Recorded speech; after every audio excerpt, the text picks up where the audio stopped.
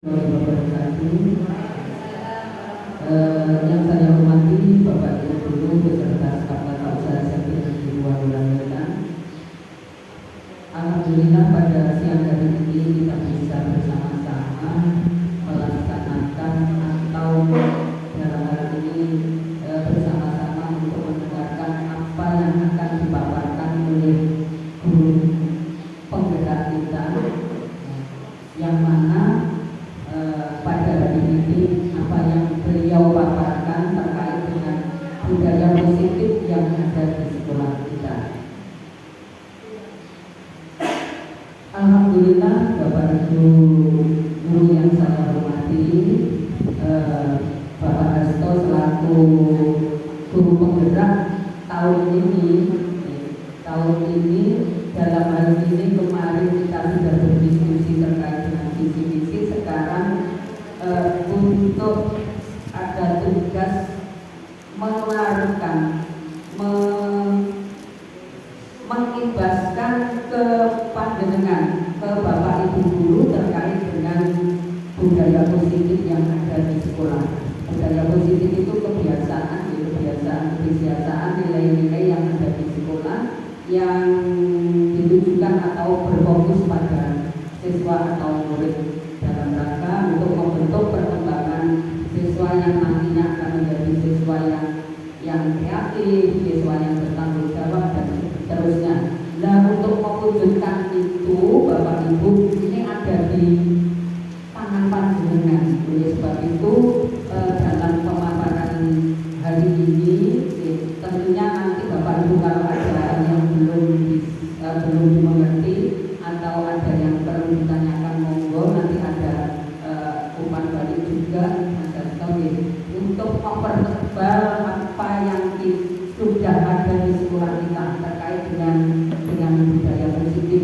Bagaimana mewujudkan budaya positif di sekolah kita, bagaimana melestarikan budaya positif yang ada di sekolah kita, nanti akan dipaparkan dari apa yang sudah diperoleh oleh guru penggerak kita ke panjenengan semua.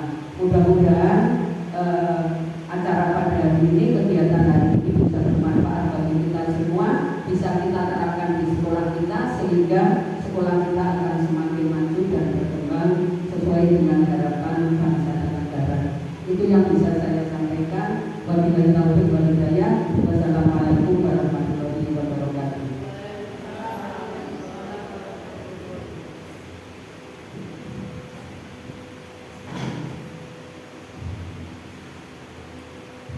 Baik, Bapak Ibu, terima kasih untuk Pak Kepala sudah membuka dalam rangka acara destinasi budaya positif di SMP Negeri 2 Kementerian Wetan.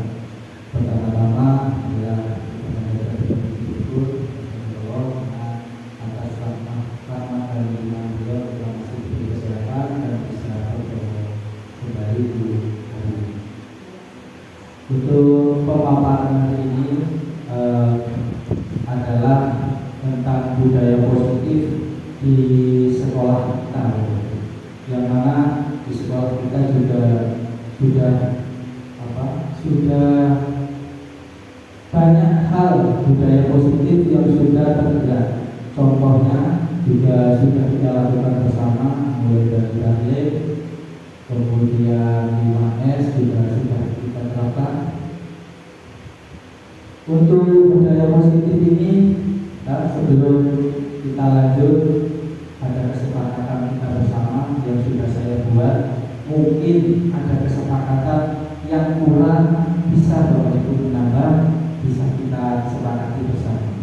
Kesepakatan yang pertama yang sudah saya buat, hadir tentunya dengan penuh semangat, meskipun siang, tapi kita tetap mengikuti apa yang dilaksanakan.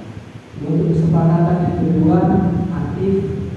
Silakan Bapak Ibu nanti bisa bertanya atau bisa menjawab jika ada pertanyaan seperti itu. Untuk yang ketiga, kesepakatannya adalah kita tetap santai, bisa sambil menikmati hidangannya, boleh sambil minum, dan tetap memperhatikan kegiatan yang dilaksanakan. Dan kesepakatan terakhir tentu mengikuti kegiatan ini sampai selesai.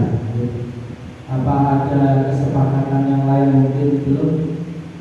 Atau ditambahin kalau mau ke kamar mandi atau keluar bisa, silakan boleh meninggalkan ruangan, nanti bisa kembali lagi. Gimana Bapak Ibu, sepakat ya? Iya, terima kasih. Nah, untuk agendanya di sini yang pertama pembukaan tadi sudah diberikan sambutan atau pembukaan oleh kepala sekolah. Yang kedua, tujuan saya kegiatan hari ini nanti akan saya sampaikan juga. Dan yang ketiga, paparan tentang budaya positif di SMP Negeri 2 Banjarnegara. Untuk yang pertama, sebelum saya menginjak tujuannya, Bapak Ibu, di sini dari latar belakang tentu Bapak Ibu sudah mengetahui semuanya. Peraturan yang ada di sekolah selama ini adalah hukuman diberikan ketika peserta didik melakukan sebuah kesalahan atau pelanggaran, sehingga peserta didik pasti merasa bersalah dan cenderung mempermalukan dirinya. Jadi dari latar belakang ini mungkin hampir semua sekolah juga sama. Ketika menghukum itu pasti ada temannya yang melihat. Jadi dia merasa malu atau merasa dirinya itu bersalah. Nah, dari latar belakang ini tujuan saya di sini nanti yang pertama, terbentuknya motivasi prinsip pada peserta didik dengan menyusun keyakinan kelas atau keyakinan sekolah, itu bisa dibaca. Yang kedua, meningkatkan pengetahuan dan pemahaman tentang pentingnya budaya positif di sekolah atau budaya positif di kelas. Itu tujuan yang sudah saya berikan. Kemudian tolak ukurnya seperti apa? Terlaksananya diseminasi budaya positif di lingkungan. Itu tolak ukur saya waktu sebelum melaksanakan kegiatan atau setelah mempelajari di modul 1. Yang kedua, terbentuknya sebuah keyakinan kelas. Jadi ada keyakinan kelas yang sudah saya bentuk dan sesuai kesepakatan bersama. Yang ketiga, menjalankan secara konsisten. Yang mudah-mudahan apa yang sudah saya bentuk keyakinan kelas tersebut dapat konsisten dan dapat diterapkan dengan Bapak Ibu semuanya juga. Karena saya baru menerapkan keyakinan kelas masih di satu kelas, belum ke kelas lain. Kebetulan baru masuk ujian, jadi masih belum seluruhnya yang saya ajar. Kemudian berikutnya terlaksana penerapan segitiga restitusi. Ini juga sama. Kemarin sudah saya lakukan segitiga restitusi demonstrasi. Itu saya coba di 2 anak yang melakukan kesalahan atau pelanggaran. Saya coba sudah skenario. Kemudian dukungan yang saya butuhkan tentu dukungan dari Bapak Ibu, juga kepala sekolah dan juga dari sarana yang ada di sekolah, serta walaupun kalau di sini juga ada guru kita. Karena di sini kita restitusi lebih banyak ditekankan pada guru kita.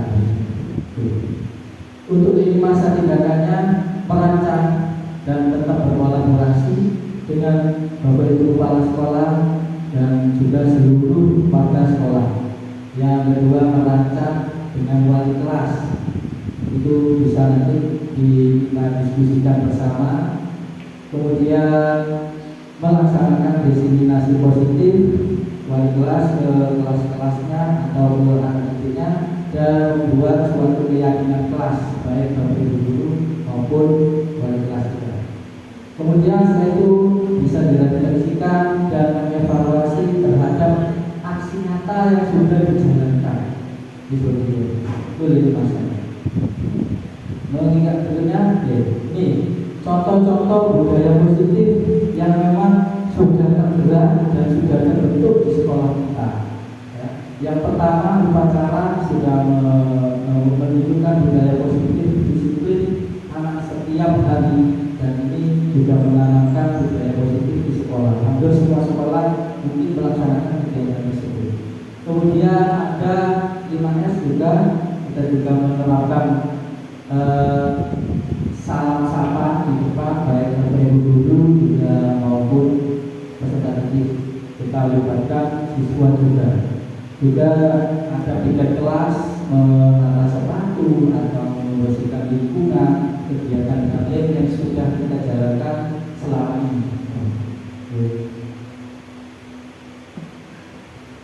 Oke, sudah. Bapak, sebelum lanjut ke budaya positif, apa sih budaya itu? Menurut Bapak Ibu ada apa? Budaya itu apa?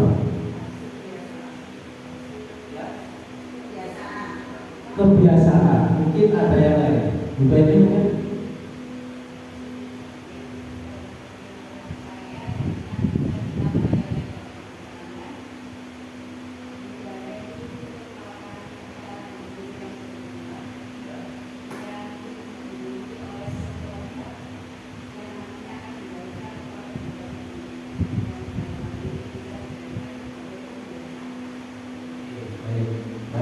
mungkin sudah bagus semua jawaban Ibu, yang mana budaya itu pasti melekat di dalam suatu lembaga ataupun di manusia masing-masing, pasti akan memiliki budaya masing-masing. Kita masuk ke budaya sekolah. Budaya itu dapat diartikan sebagai pikiran, akal budi, adat istiadat, sesuatu mengenai kebudayaan yang sudah berkembang dan sesuatu yang sudah menjadi kebiasaan yang sudah berubah. Jadi kebiasaan yang ada di sekolah itu sudah adalah termasuk budaya sekolah kita. Contohnya dari itu budaya yang sudah mungkin hampir semua yang melaksanakan kegiatan yang mendapat ajudan pasti ada kegiatan yang namanya budaya sekolah seperti kebersihan. Kemudian budaya sekolah itu apa? Budaya sekolah adalah pola nilai-nilai tradisi, prinsip-prinsip dan kebiasaan yang terbentuk dalam perjalanan panjang sekolah serta dikembangkan di sekolah dalam jangka waktu lama hingga menjadi pegangan dan diyakini seluruh warga di sekolah, sehingga memunculkan sikap dan perilaku seluruh warga sekolah. Jadi kita sudah mencerminkan dari budaya positif ini baik Bapak Ibu maupun putra putri kita. Jadi juga kita jalankan dengan sebaik-baiknya budaya yang ada di sekolah kita. Oke. Sekarang apa penting budaya dari sekolah kita? Menurut Bapak Ibu penting? Sangat penting Bapak Ibu. Karena tanpa adanya budaya kita juga tidak bisa membentuk karakter anak-anak. Ya. Budaya di sekolah yang sudah diterapkan, yang sudah mencerminkan kebiasaan baik, yang akan tumbuh menjadi karakter yang baik dan pada akhirnya terbentuknya budaya positif di lingkungan sekolah. Jadi menurut Bapak Ibu semuanya dan menurut saya juga sangat penting budaya positif itu diterapkan di yang lembaga sekolah. Berikutnya konsep. Nah, ini konsep inti dari pembahasan saya. Ini dari pembahasan budaya positif. Ada beberapa konsep. Yang pertama, perubahan paradigma belajar. Yang kedua, disiplin positif. Yang ketiga, motivasi perilaku manusia. Yang keempat, kebutuhan dasar manusia. Yang kelima, posisi kontrol. Yang keenam adalah keyakinan kelas. Dan yang ketujuh adalah segitiga restitusi. Ini adalah konsep-konsep dari pembentukan budaya positif. Yang mana ini nanti kita akan mengarah sekolah yang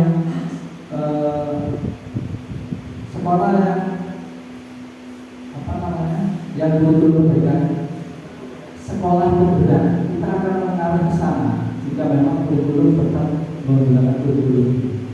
Inilah gambaran yang ada di sekolah-sekolah pemerintah, mereka menerapkan konsep budaya ini terutama di sini.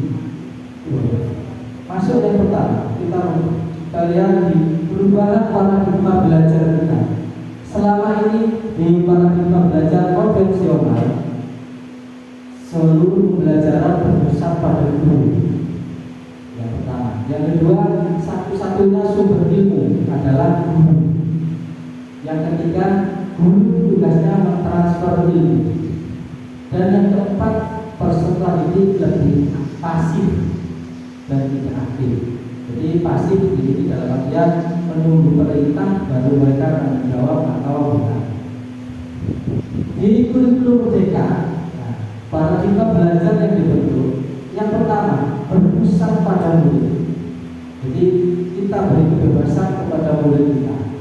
Tidak hanya guru saja yang menjelaskan, bisa kita gunakan kalimat otomatis, mereka akan mencari informasi tersebut. Kedua, sumber. Kalau yang di konvensional sumber ilmu itu terletak pada guru. Kalau di sini mereka bisa menggunakan HP, gadget mereka, memanfaatkan sosial media dan sebagainya. Yang ketiga, peserta didik sebagai subjek. Jadi subjek pembelajar. Jadi kita harus juga memberi keleluasaan untuk peserta didik. Jadi lebih aktif peserta didik. Dan yang keempat, murid lebih aktif, kritis, dan juga membangun pengetahuannya sendiri dengan caranya sendiri tanpa harus kita arahkan. Tetapi kita di sini juga sebagai fasilitator saja. Jadi anak mencari sendiri apa yang mereka cari dan apa yang harus mereka kerjakan, apa yang harus mereka ekspor. Kita hanya mengarahkan mereka bagaimana ke arah yang sesuai dengan topik yang kita pelajari.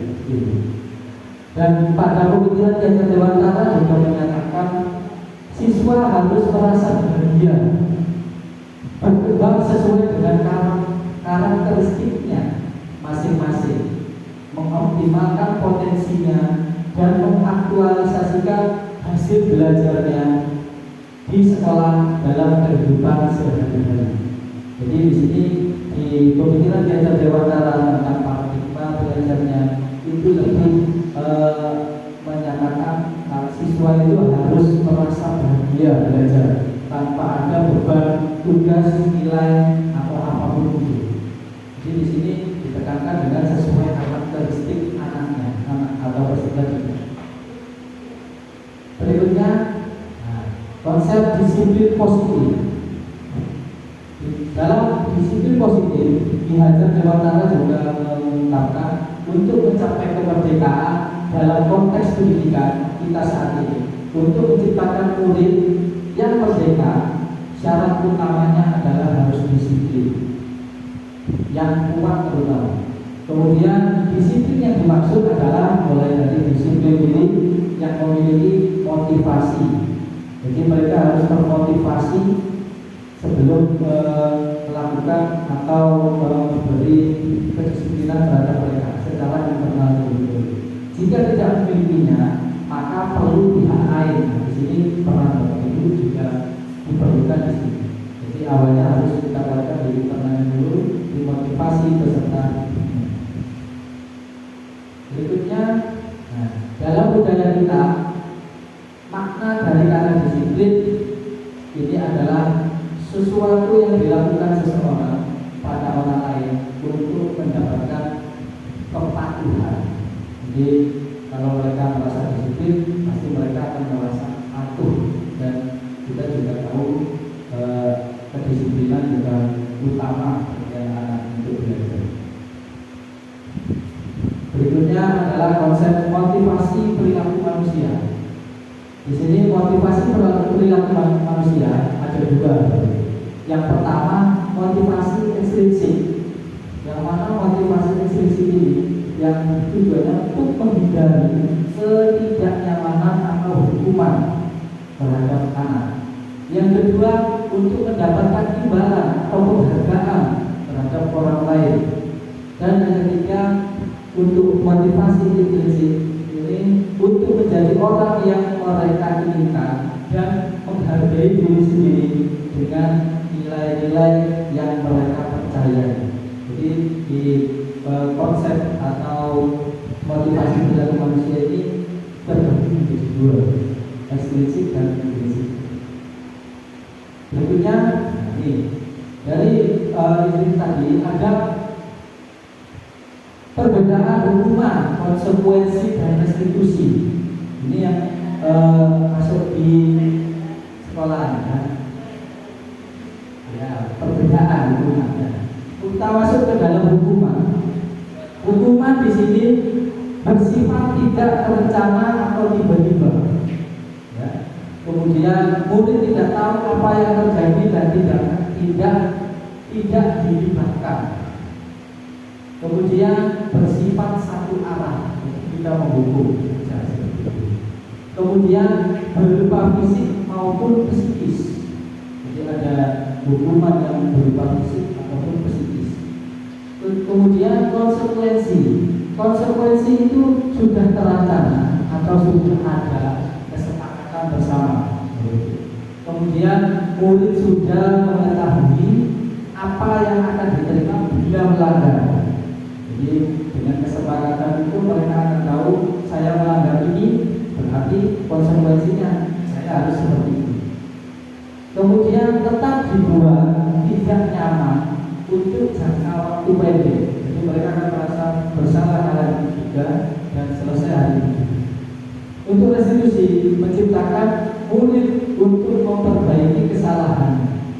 Yang kedua mengajak murid mencari solusi atas masalah yang dilakukan dan bertanggung jawab. Yang ketiga, murid akan menjadi identitas sukses, bukan identitas yang gagal. Berikutnya, coba ini ada beberapa soal Bapak Ibu.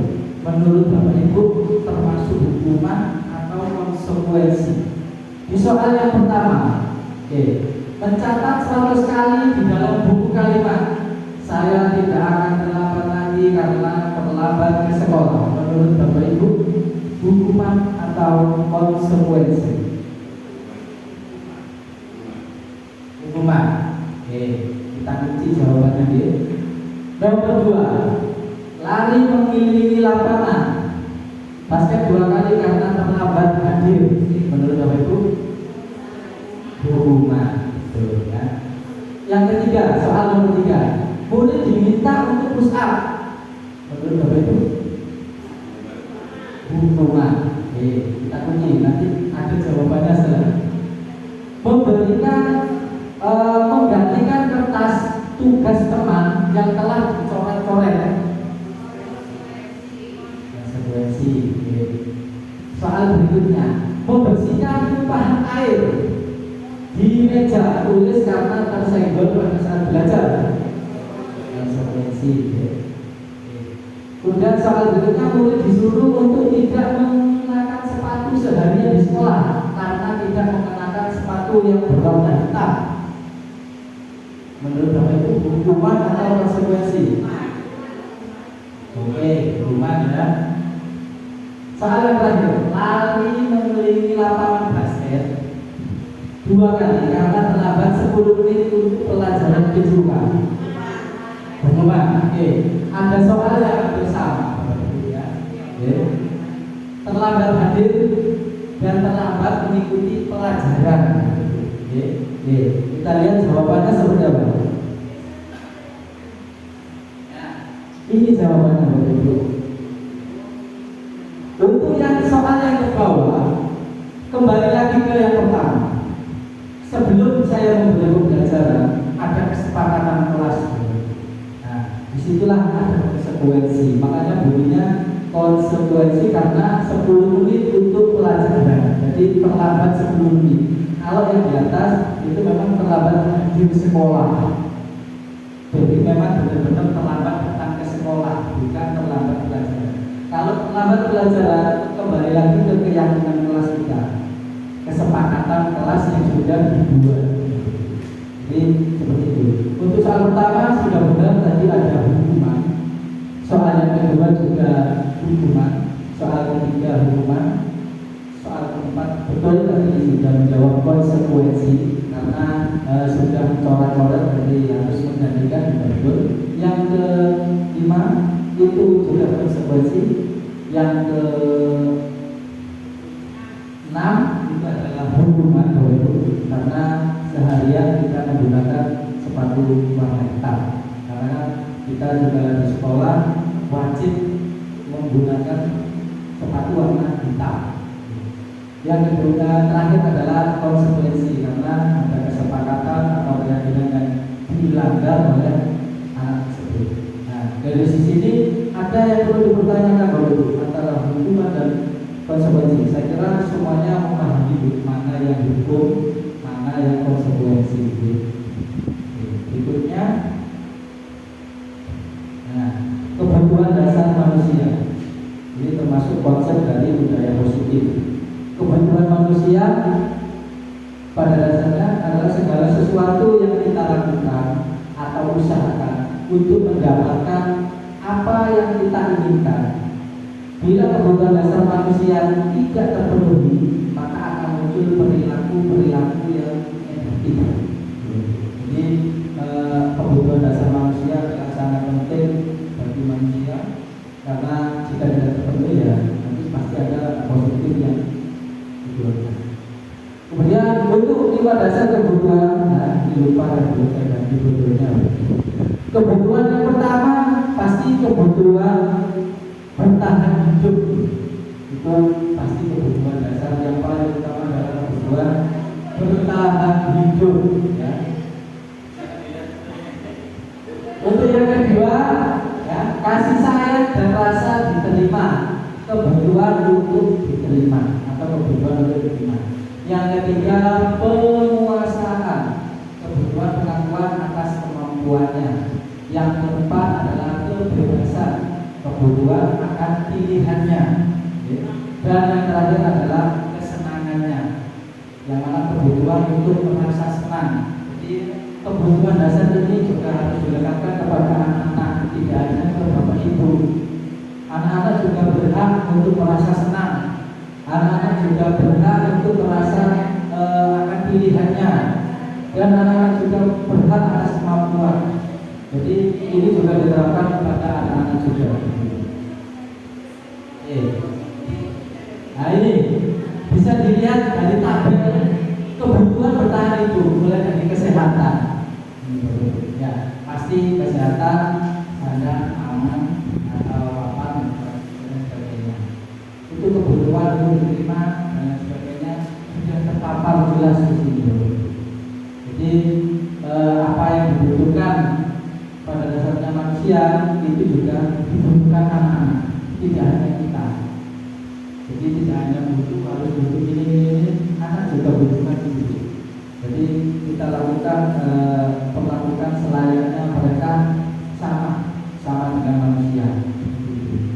Jadi ada kebutuhan makan, juga ada pakaian dan lain sebagainya.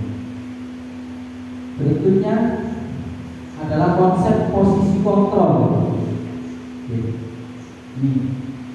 Posisi kontrol ini adalah posisi yang memang sangat inti di dalam budaya positif, terutama di dalam guru penggerak yang sudah saya pelajari.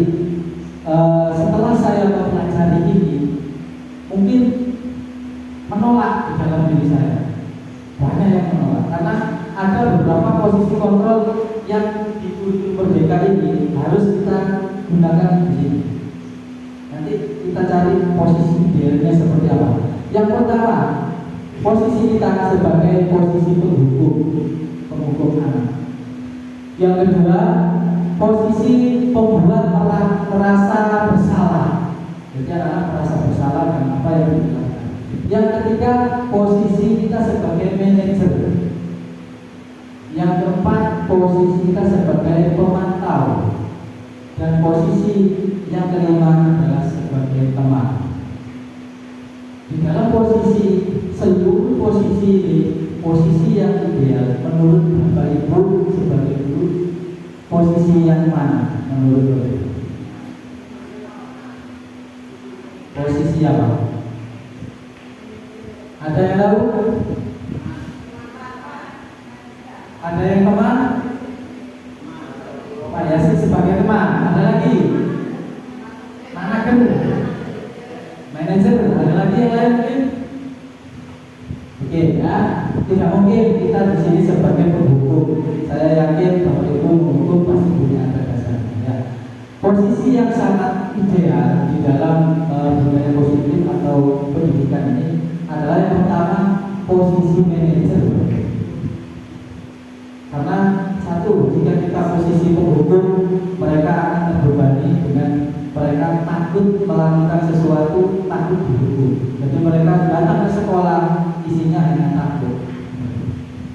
Jika kita membuat mereka merasa bersalah, mereka ketika melakukan permasalahan atau kasus atau apapun, biasanya yang saya lakukan, biasanya itu saya lakukan di depan anak-anak. Itu mereka akan merasa bersalah sekali dan mereka merasa malu. Itu akan betul menekan anak. Kemudian sebagai pemantau, kita hanya memantau saja. Oh, mereka salah juga. Tapi kita harus seperti itu. Kemudian sebagai teman ada baiknya dan ada tidak baiknya. Ketika kita sebagai teman, mereka akan lebih mudah kita ajak ngobrol dan sebagainya. Tapi tetap terkadang namanya anak juga akan ada batasnya juga dan pasti akan terlebih. Nah, ketika kita sebagai manajer, selayaknya kita memberikan pertanyaan. Ketika ada masalah, itu kita bertanya. Tidak itu kita harus bertanya, ini kamu salah, kamu ini. Itu akan langsung membuat mereka merasa bersalah dan mereka akan merasa terbebani atas apa yang sudah dilakukan. Jika kita melaksanakan sebagai manajer, kita bertanya dulu. Ini betul. Sebagai contoh saja, ini sudah saya demonstrasikan, saya coba juga. Mereka kita persilahkan duduk di tempat yang memang tidak ada siswa. Jadi selama ini yang sudah dilakukan kita ya seperti itu, memang harus kita panggil. Untuk penekanannya kita mulai bertanya dulu, bagaimana kabarmu? Apakah sehat? Kita seperti bertanya, ngobrol, tidak langsung ke arah permasalahan atau kasus yang dilakukan oleh anak tersebut. Jadi kita bertanya dulu. Jadi bagaimana kabarnya? Terus pelajarannya seperti apa? Apakah hari ini sakit, senang dan sebagainya. Kemudian kalau memang ada permasalahan baru ditanya, kemarin kamu ada salah apa di pelajaran seperti yang sebagainya. Itu ditanya terlebih dulu. Biar dia menggali sendiri salahnya di mana dan dia mengeksplor sendiri apa yang harus dilakukan seperti itu. Jadi kita posisikannya sebagai manajer. Jadi dengan cara seperti itu anak akan merasa saya lebih dekat dengan gurunya dan merasa di apa ya, kayak ya seperti itu. Jadi mereka akan lebih enak ngomong, tidak akan kalau kita melaksanakan kamu harus gini, dia akan lebih banyak tunduk, tidak akan berbicara. Jadi mereka akan merasa tertekan. Ini dari 5 posisi kontrol yang harus kita lakukan mungkin depan. Oke, nah ini untuk penjabarannya. Jika kita posisi penghukum, biasanya menggunakan hukuman fisik, entah itu lari atau apapun. Juga ada hukuman verbalnya juga. Ada suara yang tinggi, itu akan membuat mereka merasa lebih lagi, mungkin lebih merasa malu, takut dan sebagainya. Kemudian kita di posisi pembuat merasa bersalah. Ini suara lebih lembut, tetapi kalimat yang digunakan kalimat yang membuat mereka merasa bersalah atau yang bisa dikatakan mungkin kata-katanya kalau ngomongnya mungkin bicaranya lembut, tetapi kata-katanya yang membuat mereka merasa bersalah. Padahal itu hanya ngobrol. Kemudian posisi kontrol sebagai teman. Di sini posisi teman menggunakan bahasa yang baik terjalin antara guru dan murid, tetapi di saat guru tidak membantu maka murid akan kecewa. makanya kalau kita posisikan sebagai posisi kontrol sebagai teman, ada baiknya nanti ada buruknya. Takutnya anak akan kecewa jika mereka membutuhkan itu. Jadi sebagai teman ala kadarnya. Kemudian posisi kontrol yang kelima adalah sebagai pemantau, ya, sebagai pemantau itu mengawasi dan memberikan konsekuensi karena mengandalkan pada catatan sebagai bukti atau berawal dari stimulus respon yang menunjukkan tanggung jawab sebagai itu dalam mengontrol murid. Jadi kita hanya mengawasi saja dan hanya berbekal catatan saja. Itu di posisi kontrol sebagai pemantau. Dan yang terakhir adalah sebagai manajer. Nah ini tadi idealnya di dalam kurikulum yang baru ini kita diharapkan menjadi sebagai posisi manajer. Gitu. Karena kita mempersilahkan murid mempertanggungjawabkan perilakunya sendiri dan mendukung untuk mendapatkan solusi. Jadi kita tidak hanya membuat mereka bersalah, tapi kita juga memberikan solusi kepada anak tersebut. Tidak hanya kita kamu salah gini, tapi tidak ada solusi bagi dirinya.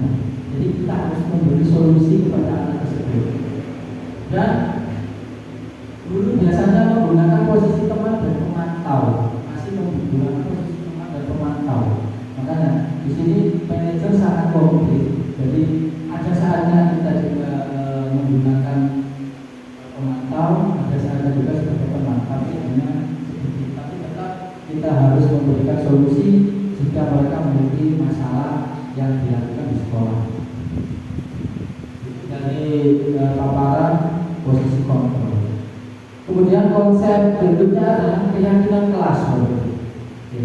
Untuk keyakinan kelas, nah ini ya, mungkin di sini ada beberapa yang sudah menerapkan keyakinan kelas. Memang betul. Saya sudah melakukan 1 kali keyakinan kelas, meskipun hanya 1 kelas, karena terbentur waktu ujian. Kebetulan modul 1.4 sudah baru selesai dan juga ada keyakinan kelas. Itu sangat membantu waktu itu. Karena apa? 1, keyakinan kelas itu dibuat bukan dari gurunya, tetapi dari anak-anak sendiri. Ketika keyakinan kelas seperti apa? Di situ ada banyak bentuk. Yang pertama ada cita-cita kelas seperti apa, inginnya seperti apa, keinginannya seperti apa, dan sebagainya. Banyak, silakan. Tidak harus untuk strateginya, tidak harus seperti stick-note, tidak harus banyak bicara yang lain. Karena sticky note ini nanti kalau pakai sticky note kita bisa melihat setiap hari. Karena satu guru ketika membuat keyakinan kelas di kelas tersebut, maka secara tidak langsung guru yang lain juga akan mengikuti keyakinan kelas yang dibuat sendiri oleh anak-anak. Jadi tidak perlu, semisal saya belum suka di keyakinan kelas 7A, sudah terbuat, sudah mereka membuat kesepakatan bersama, sudah disepakati, terus ada dulu bahasa Indonesia masuk kelas 7A. Tidak perlu membuat keyakinan kelas lagi, atau kita buat bersama-sama sesuai dengan yang ada di sekolah. Karena keyakinan kelas mereka itu sudah tertuang dari dalam diri anak-anak. Jadi saya ingin kelas yang aktif, itu akan tertulis, mereka akan ingat selalu. Dan mereka kalau keyakinan kelas ini sudah dibuat dari mereka, maka mereka akan ingat setiap hari dan mereka akan membaca setiap hari. Bisa kita ingatkan ketika saya masuk ke kelas 8A, ternyata sudah ada kesepakatan kelas. Kita ingatkan saja kesepakatan kelas kita apa. Kita buat mereka membaca, biar ingat. Jadi kesepakatan kelas itu dibuat tidak dari gurunya, tapi juga kesepakatan bersama. Ini mengapa keyakinan kelas? Mengapa tidak peraturan kelas? Ya, ini juga. Kenapa kita menggunakan keyakinan kelas? 1, karena yang kita bangun adalah motivasinya, motivasi instruksinya. Sedangkan peraturan itu tidak berhubungan dengan motivasi ekstrinsiknya.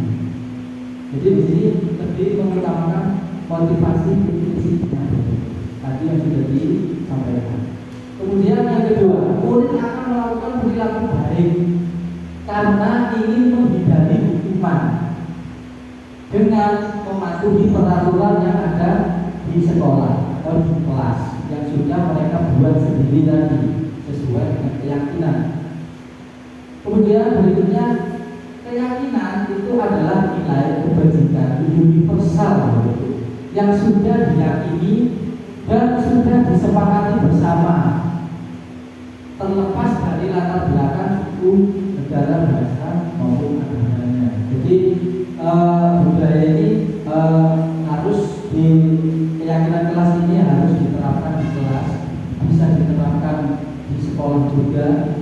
Tidak hanya menggunakan peraturan, kita menggunakan peraturan sesuai yang kita buat. Biasanya kan seperti itu.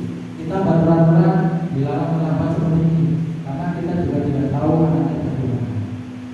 Dengan cara kita membuat keyakinan kelas, maka mereka akan membuat sendiri dengan inovasinya sendiri. Ada yang mungkin mereka akan menulis, saya menginginkan sekolah yang aktif, saya menginginkan sekolah yang bahagia. Itu sesuai mereka dan seperti apa. Jadi itu gambaran saja. Berikutnya, nah ini kita masuk segitiga restitusi. Saya yakin untuk Ibu Sofa dan Bu Titi selaku guru juga menerapkan ini, karena segitiga restitusi kita tidak hanya mengadakan guru BK, Bapak Ibu juga bisa melaksanakan sendiri. Jadi kemarin juga sama di dalam pendidikan guru penggerak di ruang kolaborasi kita bahas tentang segitiga restitusi juga sama. Ada yang latar belakangnya guru bahasa Indonesia, dan ada yang kebetulan guru BK, ada yang kebetulan guru PS dan sebagainya, beragam. Ternyata di dalam segitiga restitusi ini harus tertanam di dalam Bapak Ibu guru semuanya. Jadi tidak hanya ketika ada masalah kasus guru BK, kita juga bisa menyelesaikan sendiri permasalahan tersebut. Ketika memang susah, bisa nanti didampingi oleh guru BK. Kita coba nanti. Nah, restitusi itu adalah proses menciptakan kondisi bagi murid untuk memperbaiki kesalahan mereka, sehingga mereka bisa kembali pada kelompok mereka dengan karakter yang lebih kuat. Ini menurut dosen tahun 2004. Dan berikutnya merupakan proses kolaboratif yang mengajarkan murid untuk mencari solusi untuk masalah mereka sendiri dan membantu murid berpikir tentang orang seperti apa yang mereka inginkan dan bagaimana mereka harus memperlakukan orang lain. Ini menurut dosen tahun 1996. Ini gambaran dari segitiga restitusi. Di dalam segitiga restitusi, nah ini yang pertama ada menstabilkan identitas. Yang kedua ada validasi tindakan yang salah, dan yang ketiga ada menanyakan keyakinan. Jadi kemarin waktu saya mencoba mempraktikkan itu, yang saya lakukan pertama adalah menstabilkan identitasnya. Ketika saya panggil, saya suruh duduk seperti tadi yang saya sampaikan, bagaimana kabarnya, tidak langsung ke permasalahan yang dilakukan. Jadi kita ngobrol selayaknya ibu dan anak atau bapak dan anak, seperti itu. Jadi melakukan menstabilkan identitas anak tersebut, tidak langsung ke arah permasalahan. Kemudian baru kita validasi tindakannya dengan cara apa? Contohnya kemarin saya lakukan, kemarin pelajaran BJK kamu ada salah apa? Mereka akan menggali sendiri. Ketika mereka menjawab, saya tidak mengumpulkan tugas. Oke, tidak mengumpulkan kenapa. Jadi dengan cara seperti itu mereka akan menjawab dan akan mengalir seperti kita berdiskusi.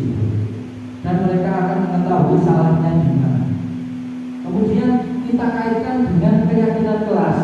Kebetulan keyakinan kelas yang sudah saya buat, apakah sudah apa yang kamu lakukan menurut kamu, apakah keyakinan kelas yang dibuat ini termasuk salah atau betul? Ketika mereka menjawab salah Pak, berarti keyakinan kelas yang mereka buat dia masih ingat. Jadi keyakinan kelas itu juga berpengaruh, ada kaitannya dengan seketika restitusi.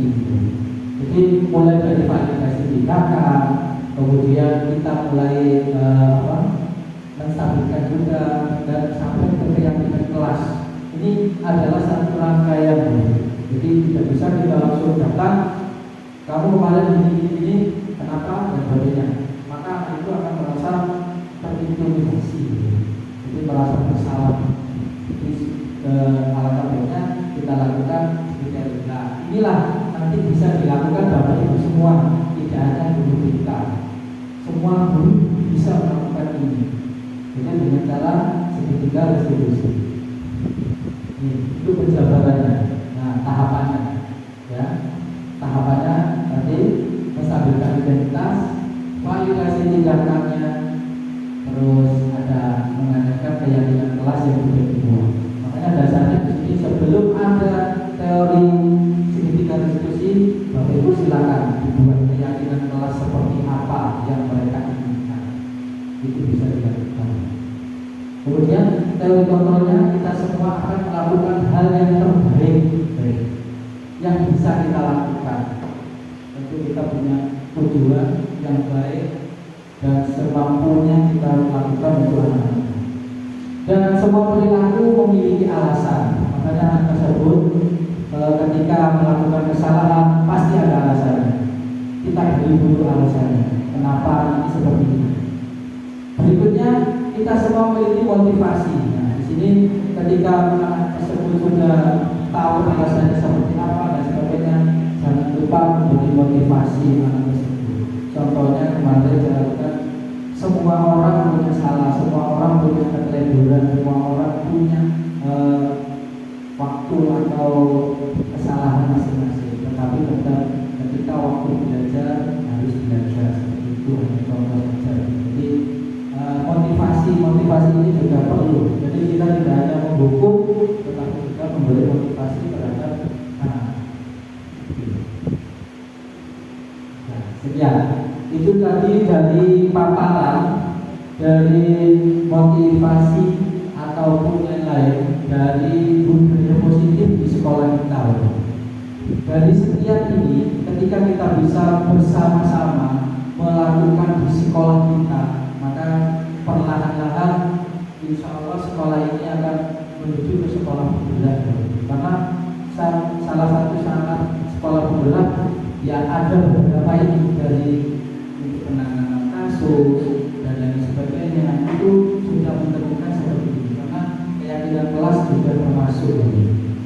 Jadi ini tadi beberapa materi atau yang saya bebaskan atau disimulasi dari modul 1.4 yang sudah saya laksanakan selama 1 bulan ini. Jadi dari keyakinan kelas dan sebagainya, di sini sudah saya terapkan, saya coba untuk menerapkan semuanya. Nanti yang akan datang ternyata enak. Mungkin di sini ada Bu Penny yang sudah menjalankan segitiga restitusi, keyakinan kelas, itu sudah dilakukan. Ternyata ada seperti beliau sangat menyenangkan. Satu, kita tidak perlu membuat peraturan lagi karena keyakinan kelas sudah disepakati bersama dan ditandatangani. Mungkin boleh silakan bisa dibuat sendiri-sendiri. Mungkin sampai sini ada yang perlu ditanyakan Bapak Ibu dari modul 1.4 atau ya positif. Ada yang perlu ditanyakan Bapak Ibu?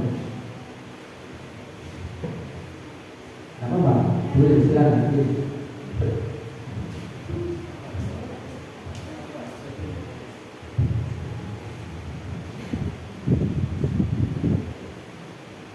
Yang saya tanyakan dalam membuat kesepakatan kelas itu, apakah ini merupakan tugas kelas atau tugas masing-masing guru matang?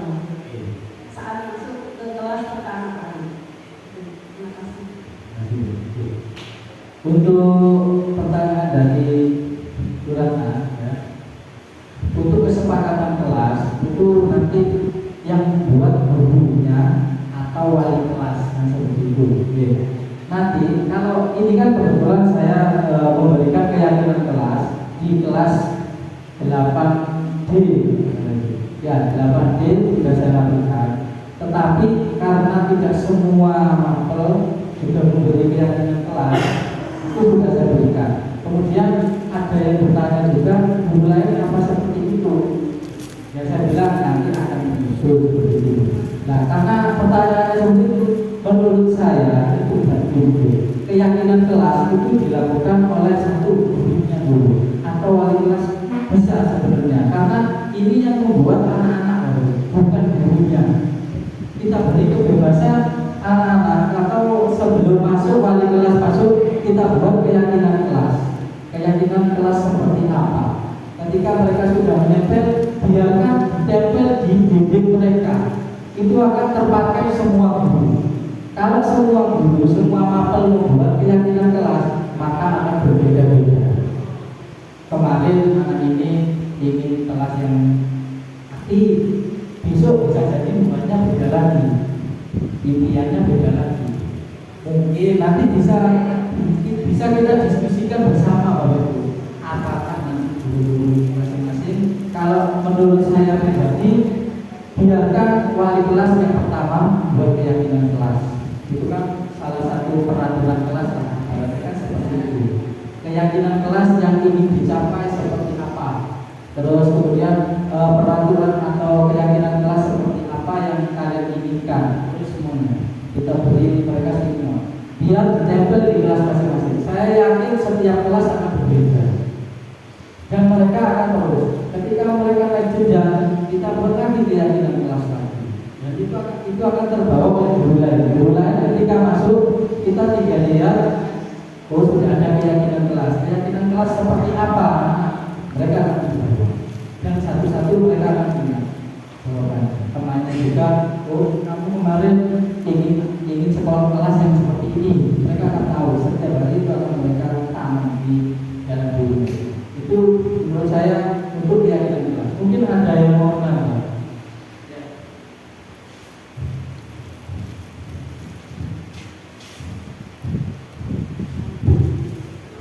Terima kasih. Mungkin ini masih kaitannya dengan keyakinan kelas. Keyakinan kelas tadi kan hanya ada satu saja, satu kali keyakinan kelas yang berlaku untuk selama setahun itu.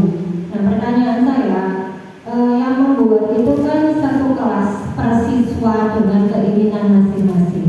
Misalkan di kelas itu ada 32 siswa dengan keinginan yang berbeda-beda. Setelah tertempel atau semua sudah mengumpulkan masing-masing keyakinan kelasnya itu, tentunya kan isinya tidak sama tiap anak. Nah, untuk bisa menyamakan itu bagaimana? Apa terus ditarik kesimpulan atau bagaimana? Wali kelas misalkan ini yang memberikan wali kelas yang meminta keyakinan kelas.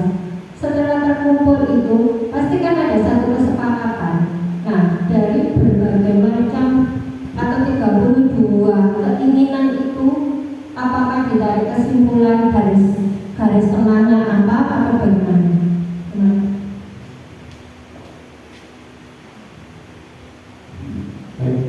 Oke. Untuk menarik kesimpulan dari keyakinan kelas yang sudah dibuat, Bapak Ibu silakan bisa dibuatkan tabel terlebih dahulu. Jadi di dalam satu kertas itu ada tabelnya, atau ini untuk impian kelas, ini untuk keyakinan kelas atau keyakinan bersama tentang peraturannya atau yang lain sebagainya itu banyak. Nah disitulah nanti akan memilah atau menyuburkan. Jadi di sini wali kelas itu juga berperan sebagai fasilitator. Jadi ketika kita biarkan anak-anak membuat kesepakatan kelas, itu larinya kemana-mana, itu kemana-mana. Pasti tidak akan tergerus ke kita pembelajaran. Jadi kita arahkan dulu, kita buat sebuah poros tanda plus seperti ini. Nah di sini impian, anak-anak itu mau ditaruh di sebelah mana? Tuh. Ketika mereka mau mengimpikan anak, nah, berarti impian kelas, taruh di impian kelas. Nah ini juga sama. Terus nanti itu akan terpilah secara otomatis. Tinggal nanti wali kelas menyimpulkan, oh seperti ini, baru sepakat anak-anak tetap harus dikembalikan ke anak-anak. Jadi kalau anak tidak, bukan seperti itu, seperti apa? Kita tanya lagi, kita seperti apa? Nah disitulah nanti keyakinan kelas akan terbentuk. Bukan anak-anak, karena kalau kita biarkan anak-anak menulis, saya yakin di tulisan itu berarti karakter. Ada yang tidak kelimpian, tapi kalau kita arahkan, kita hanya memfasilitasi sekolahnya apa, impiannya seperti apa dan sebagainya, itu bisa nanti anak-anak akan, oh anak-anak banyak yang memimpikan anak yang seperti ini, apa begitu anak-anak, itu baru bisa kita arahkan ke sana.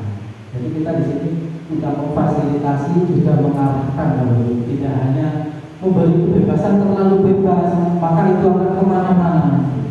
Jadi tetap ada campur tangan wali kelas. Makanya kalau tadi pertanyaannya di guru, saya yakin semua guru buat sendiri-sendiri secara tidak langsung keyakinan kelas itu setelah pelajaran selesai akan dilepas dibawa kembali karena beda guru.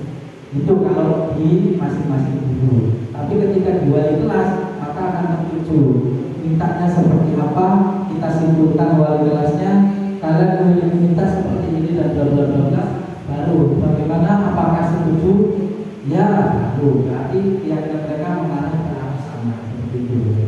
Jadi kita menyimpulkan, tetap mereka kita suruh membaca apa keyakinan kelas yang mereka tulis, tidak hanya menempel. Jadi silakan dibaca sekarang, silakan fikir dan seterusnya. Nah itu baru nanti bisa disimpulkan oleh wali kelas, baru oh arahnya mintanya kelas impian kelas yang seperti ini, peraturan kelasnya atau peraturannya seperti ini dan sebagainya. Jadi seperti itu. Mungkin ada tambahan lain atau mungkin begini. Terima kasih Pak Asto atas waktu yang diberikan. Mungkin saya bisa menambah apa yang disampaikan Bapak Asto. Jadi di sini keyakinan kelas ini merupakan kesepakatan kelas yang dibuat oleh tiap-tiap kelas. Menurut saya keyakinan kelas ini lebih efektif dibuat oleh wali kelas karena bagaimanapun juga di kelas itu ibarat di rumah, anak-anak itu ada ibu ada bapaknya. Nah, anak-anak ini juga lebih efektif apabila dibuatkan suatu peraturan oleh orang tuanya. Nah, dalam hal ini peraturan ini merupakan keyakinan kelas, yaitu kesepakatan yang dibuat oleh seluruh siswa beserta wali kelasnya. Nah, di dalam keyakinan kelas ini terdapat nilai-nilai kebajikan. Nilai-nilai kebajikan ini berasal dari nilai-nilai positif. Jadi sebelum membuat keyakinan kelas ini kita mencari nilai-nilai positif yang nilai-nilai kebajikan yang mau kita buat dulu, seperti misalnya disiplin, tanggung jawab, kemudian kesehatan dan sebagainya. Nah, dari apa yang dibuat anak-anak ini nanti kita berikan tawaran. Jadi kita berikan tawaran kepada anak-anak apa yang ingin kalian inginkan. Jadi yang mereka sampaikan ini haruslah kalimat-kalimat yang positif, tidak boleh negatif. Jadi tidak boleh mencontek misalnya, itu juga tidak boleh. Jadi seharusnya mengerjakan dengan jujur, nah, seperti itu. Nah itu berarti termasuk apa? Termasuk mungkin tanggung jawab. Jadi saya kemarin pengalaman membuat keyakinan kelas ini yang dari kelas 7 itu saya membuat suatu tabel di lembar kertas manila. Saya buat segi 4, saya buat tabel perempatan itu. Jadi nilai kebajikan yang saya buat adalah nilai disiplin, kemudian tanggung jawab, kesehatan, dan satunya apa saya lupa. Kemudian jadi anak-anak membuat sekolah kelas impian yang mereka inginkan itu, mereka menulis apa adanya yang mereka inginkan.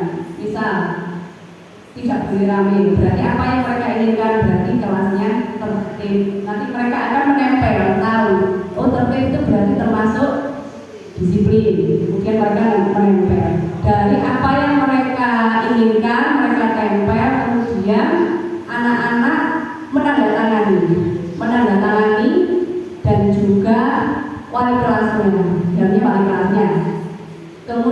mudah-mudahan dari apa yang sudah mereka sepakati ini bisa dijadikan suatu keyakinan kelas yang bisa dipakai sampai 1 tahun. Untuk guru mata pelajaran bisa meneruskan saja dan mengingatkan apabila ada anak-anak yang tidak tertib. Nah, misalnya Rami, nanti bisa Bapak Ibu guru bisa mengingatkan. Ayo, kesepakatan yang sudah dibuat apa? Nggak boleh rame, ayo kembali ke keyakinan kelas yang dibuat seperti itu. Itu saja Pak Asdo. Terima kasih. Oke, nah, terima kasih. Terima kasih banyak atas masukannya. Nah, itu tadi yang sudah saya berikan untuk wali kelas bisa mengarahkan lebih dahulu nilai-nilai dari kebajikan tadi.